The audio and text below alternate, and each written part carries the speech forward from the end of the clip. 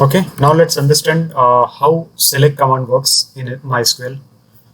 Select command is basically used to select some specific rows from the given table. So now we have one table available with us, which is customers table, and it contains different records in it. Now, if you want to fetch some records from it, or if you want to see some records from it, so by select column we can do it. Select command you can do it. How select works? So the syntax of select command is select and then column names like column 1, column 2, like here in this case we have name, age, address, salary, and so on. So whatever be the number of columns or how many number of columns that you want to see, you can mention column 1, column 2 and all, and then from and then table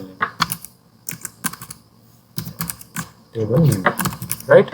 And after writing table name, don't forget to end it with column, semicolon. Okay, so that is about selecting some specific columns from the table. So if let's say customers table that we have, so from this table we just want to see name and age of customer. Okay, so we are selecting select name and age of the customer from which table? So from customers table.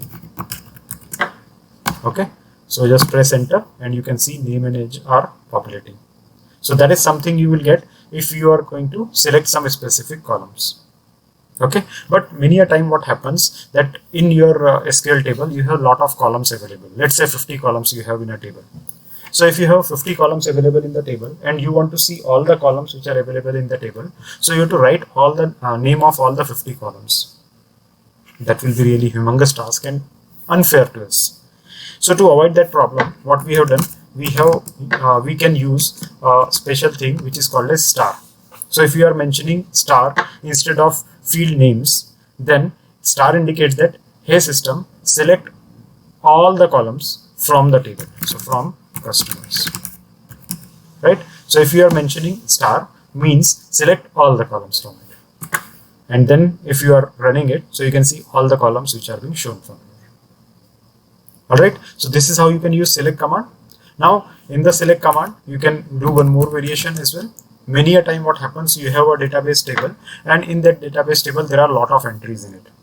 And you want to count how many entries present in the table.